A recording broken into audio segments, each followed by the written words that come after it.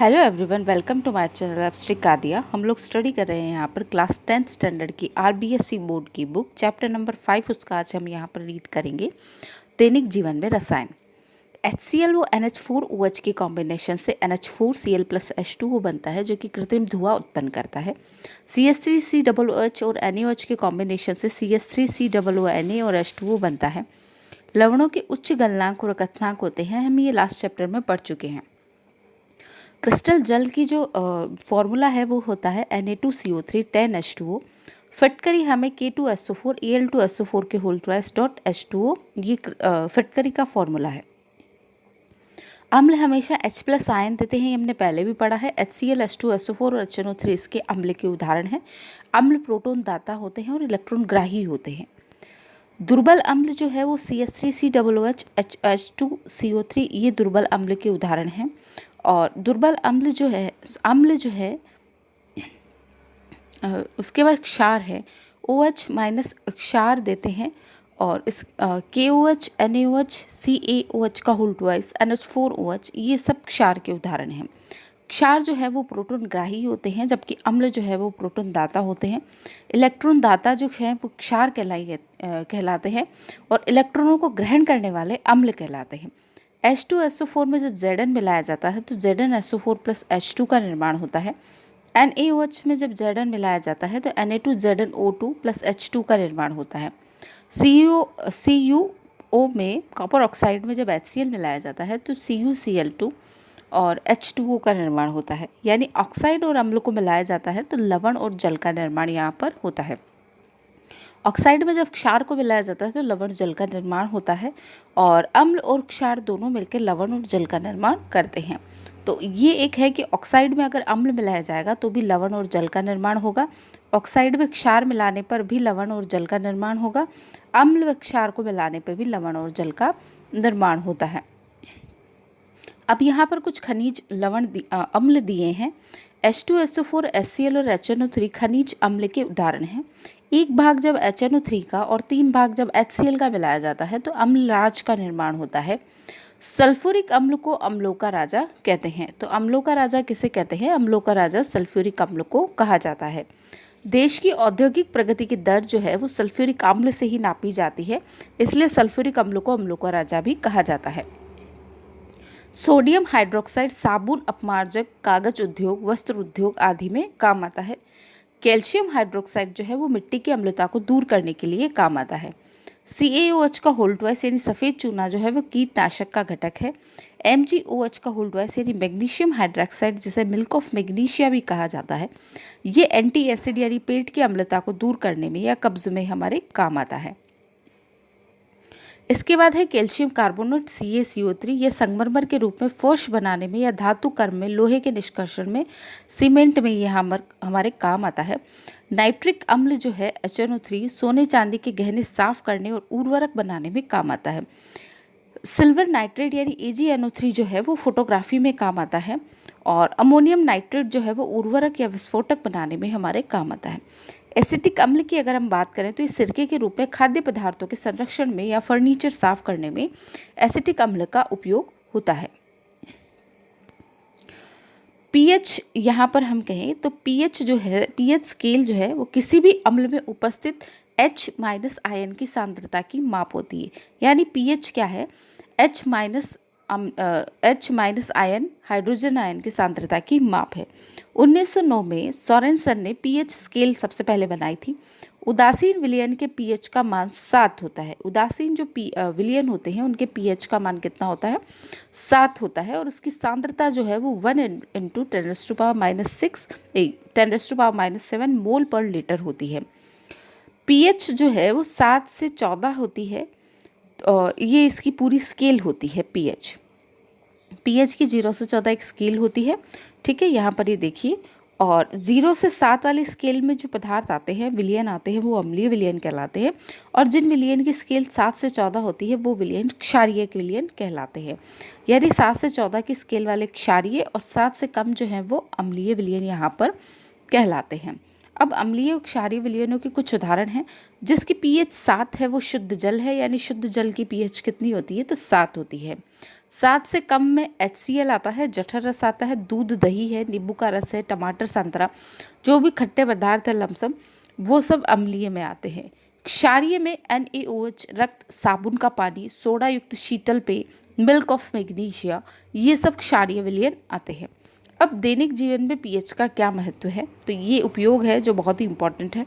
सबसे पहले है पेट की अम्लता को दूर करने के लिए, यानी जो HCl हमारे पेट में होता है उसमें एंटी एसिड के तौर पर एक दुर्बल क्षार कौन सा है, MgOH का होल ट्वाइस, जिसे मिल्क ऑफ मैग्नीशिया कहा गया है, उसका उपयोग किया जाता है।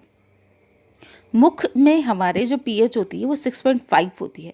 दांतों में जो बैक्टीरिया होते हैं वो इस पीएच को कहाँ ले जाते हैं, 5.5 तक ये ले जाते हैं। और इससे कम होने पर इनेमल जो होता है वो यानी दांतों का क्षय वहाँ पर होने लग जाता है, जब पीएच 5.5 या इससे भी कम हो जाता है।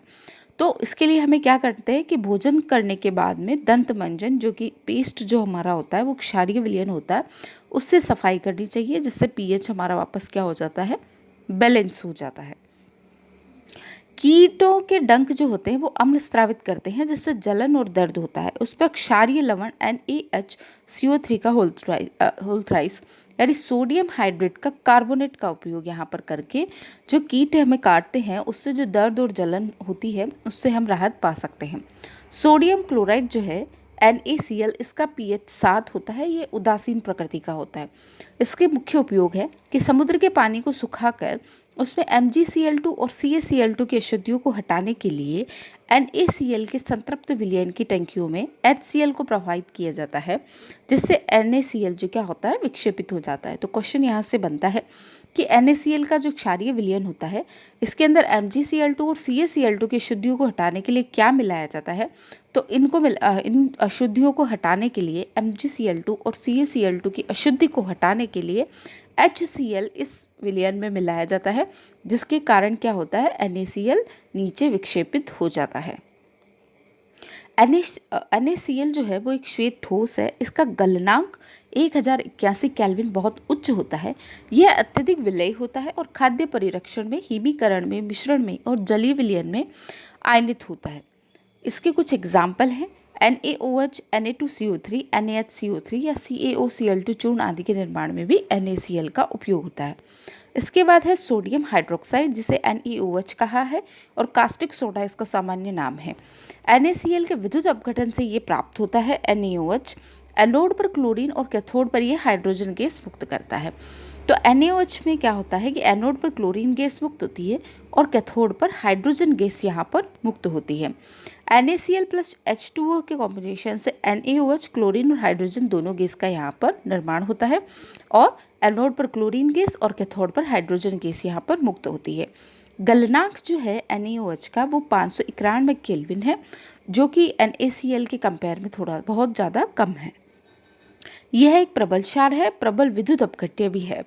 इसके क्रिस्टल जो है वो प्रस्वेद होते हैं। बॉक्साइट के धातु कर्म में NaOH का उपयोग होता है। पेट्रोलियम के शोधन में भी NaOH का उपयोग होता है।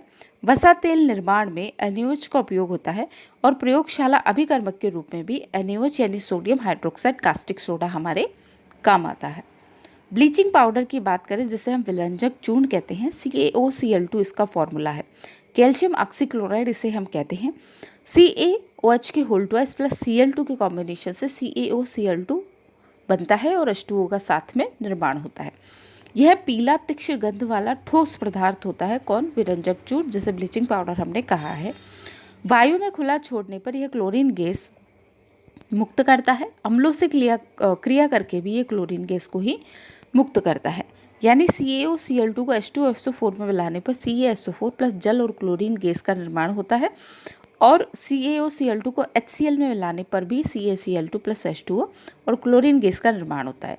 यानी हर जगह क्लोरीन गैस को मुक्त कौन करता है? तो विरंजक चूर्ण है, ब्लीचिंग पाउडर, जो CaOCl2 को मुक्त करता है। जो क्लोरीन गैस यहाँ पर मुक्त होती है वह जल से क्रिया कर नवजात परमाणविक ऑक्सीजन निकालती है, जो विरंजक का कार्य करती है। यानी धूप में जब हम कपड़े सुखाते हैं तो इस तरीके से जो Cl2 बनती है उससे कपड़ों का रंग हल्का हो जाता है, यानी विरंजक की क्रिया यहाँ पर होती है। Cl2 प्लस H2O के कॉम्बिनेशन से HCl प्लस परमाणविक ऑक्सीजन बनती है जो रंगों को हल्का करती है। इसके बाद है बेकिंग सोडा। बेकिंग सोडा का फॉर्मूला है NaHCO3 यानी खाने का सोडा। सोडियम हाइड्रोजन कार्बोनेट इसे हम कहेंगे। यह केक बनाने में कार्बन डाइऑक्साइड बुलबुलों के रूप में बाहर निकलती है जिससे ये फूलता है। NaCl plus H2O plus CO2 plus NH3 इसको मिलाने पर NH4Cl बनता है और NaHCO3 का यहाँ पर निर्माण होता है जिसे हमने बेकिंग सोडा कहा है, sodium hydrogen carbonate. Na2CO3 plus carbon dioxide plus जल को मिलाने पर भी NaHCO3 का निर्माण होता है यानी सोडियम हाइड्रोजन कार्बोनेट। खाने के सोडे का निर्माण यहाँ पर होता है। सोडियम कार्बोनेट से सोडियम हाइड्रोजन कार्बोनेट का यहाँ पर इस अभिक्रिया द्वारा निर्माण होता है। इसका उपयोग सोडा वाटर बनाने में, शीतल पेय में, पेट की अम्लता दूर करने में, मंद प्रतिरोधी यानी माइल्ड एंटीसेप्टिक के रूप में इसका उपयोग होता है। अग्निशामक यंत्रों में भी इसका उपयोग होता है। इसके बाद नेक्स्ट है हमारा धावन सोडा। धावन सोडे का फॉर्मूला भी अपने आप में एक बहुत इंपॉर्टेंट है। तो धावन सोडा जो है उसका फॉर्मूला होता है Na2CO3.10H2O। कपड़े धोने का सोडा, सोडियम कार्बोनेट, धावन सोडा इसे हम, ये इसके विभिन्न नाम हैं। इसका जो निर्माण है वो साल्वे विधि से होता है। ये क्वेश्चन एक बनता है कि धावन सोडे का निर्माण किस विधि से होता है, तो धावन सोडे का निर्माण साल्वे विधि से होता है। NaHCO3 को जब गर्म किया जाता है तो Na2CO3 plus H2O plus carbon dioxide gas यहाँ पर मुक्त होती है। फिर इस अभिक्रिया द्वारा Na2CO3 जो बनता है उसमें अगर 10H2O मिलाया जाता है और उसका क्रिस्टलीकरण किया जाता है तो Na2CO3.10H2O का यहाँ पर निर्माण होता है जो कि धावन सोडा कहलाता है। गर्म करने पर क्रिस्टलन जल त्याग कर सोडा ऐश बनाता है। यदि धावन सोडे को गर्म किया जाए तो वह क्रिस्टलन जल त्याग कर सोडा ऐश बनाता है। कास्टिक सोडा, बेकिंग पाउडर, कांच, साबुन, बोरक्स बनाने में, अपमार्जक में, कागज, पेंट, वस्त्र उद्योग में किसका उपयोग होता है? कास्टिक सोडे का उपयोग, धावन सोडे का उपयोग यहाँ पर होता है। नेक्स्ट इसके बाद आता है plaster of Paris. Plaster of Paris का फॉर्मूला है CaSO4.12H2O। CaSO4.12H2O आपका POP का फॉर्मूला है जिसे कैल्शियम सल्फेट का अर्ध हाइड्रेट भी कहा गया है। फ्रांस की राजधानी पेरिस में जिप्सम को गर्म करके सबसे पहले बनाया गया था। इसे इसलिए प्लास्टर ऑफ पेरिस भी कहा गया है। CaSO4.H2O को 393 केल्विन डिग्री पर गर्म करने पर CaSO4.12H2O का निर्माण होता है यानी प्लास्टर ऑफ पेरिस का निर्माण होता है और साथ में यहाँ पर जल मुक्त होता है। POP को अधिक गर्म करने पर यह मृत तापित जल यानी डेड बर्न प्लास्टर के रूप में काम आता है। हड्डियों को जोड़ने वाले प्लास्टर में प्लास्टर ऑफ पेरिस का उपयोग किया जाता है। भवन निर्माण, दंत चिकित्सक और मूर्तियां बनाने में भी प्लास्टर ऑफ पेरिस का उपयोग किया जाता है। अग्नि सह पदार्थ के रूप में यानी फायर से रिलेटेड जो चीज़ें हैं उन चीज़ों को बनाने में भी प्लास्टर ऑफ पेरिस का उपयोग यहाँ पर किया जाता है। साबुन और अपमार्जक। साबुन और अपमार्जक का मतलब क्या होता है? To wipe clean. डिटर्जेंट का मतलब होता है टू वाइप क्लीन। ये एक लैटिन भाषा का शब्द है जिसका मतलब होता है साफ करना। साबुन एक दीर्घ श्रृंखला कार्बन की 12 और 18 C12 और C18 की कार्बन श्रृंखला कार्बन परमाणु वाले वसा अम्ल, ठीक है, वसा अम्ल जैसे स्टेरिक, पॉमेटिक, ऑलिक अम्लों के सोडियम और पोटेशियम लवणों के कारण किसका निर्माण होता है? साबुन का निर्माण यहाँ पर होता है। साबुनीकरण की क्रिया एक महत्वपूर्ण क्रिया है। यहाँ पर देखिए, उच्च वसीय अम्लों को NaOH के साथ मिलाने पर साबुन का निर्माण होता है और सह उत्पाद के रूप में ग्लिसरॉल मिलता है। ये क्वेश्चन पिछली बार पूछा गया था। तो सह उत्पाद के रूप में ग्लिसरॉल का यहाँ पर निर्माण होता है। इस क्रिया में अगर NaCl मिला दिया जाए तो उससे साबुन हमें प्योर प्राप्त हो जाता है। सोडियम और पोटेशियम लवणों से बने साबुन जल में अविलेय होते हैं। जिन साबुनों में सोडियम और पोटेशियम लवण होते हैं वे साबुन जल में विलेय होते हैं और पोटेशियम साबुन अधिक मृदु होते हैं जो शेविंग और शैम्पू में काम आते हैं। यानी साबुन को अगर मृदु बनाना है तो उसमें पोटेशियम मिलाया जाएगा। पारदर्शी साबुन में ग्लिसरीन का उपयोग किया जाता है जिससे वे पारदर्शी नजर आते हैं। कठोर जल में Ca+2 और Mg+2 आयन साबुन के Na+2 को प्रतिस्थापित कर कैल्शियम और मैग्नीशियम के उच्च वसीय अम्ल बनाते हैं। क्या बनाते हैं कि कठोर जल में कैल्शियम प्लस मैग्नीशियम के जो आयन हैं साबुन के सोडियम के आयन को प्रतिस्थापित कर कैल्शियम और मैग्नीशियम के उच्च वसीय लवण बनाते हैं जो जल में अघुलनशील व अविक्षेपित होते हैं, इसलिए अपमार्जक काम आते हैं। अपमार्जक की उपयोगिता यहाँ पर देखिए। इसके बाद अपमार्जक क्या होते हैं कि सोडियम एल्किल सल्फेट, ठीक है, और एल्किल बेंजीन सल्फोनेट, ये इनका जो कॉम्बिनेशन है वो आपका अपमार्जक कहलाता है। इसे सोडियम आयन, कैल्शियम आयन और मैग्नीशियम आयनों से प्रतिस्थापित होकर कैल्शियम व मैग्नीशियम सल्फोनेट बनाते हैं जो जल में घुलनशील होते हैं। तो साबुन में जो अघुलनशील पदार्थ बनते हैं उसकी कमी को पूरा करने के लिए यहाँ पर जो सोडियम आयन है वो कैल्शियम और मैग्नीशियम आयनों के साथ में कैल्शियम और मैग्नीशियम के सल्फोनेट बना लेते हैं जो कि जल में आसानी से घुलनशील होते हैं। साबुन और अपमार्जक से सफाई की क्रिया मिशेल द्वारा होती है। तो मिशेल क्या होता है, यहाँ पर सेंटर में इसके हाइड्रोकार्बन होता है, साथ में ये जो वाला पोर्शन है आपका, ये इसका टेल कहलाता है और ये ध्रुव कहलाता है। जो ध्रुव होता है वो बाहर जल की तरफ होता है। गंदगी हाइड्रोजन के हाइड्रोकार्बन में घुलनशील व जल में अघुलनशील होती है।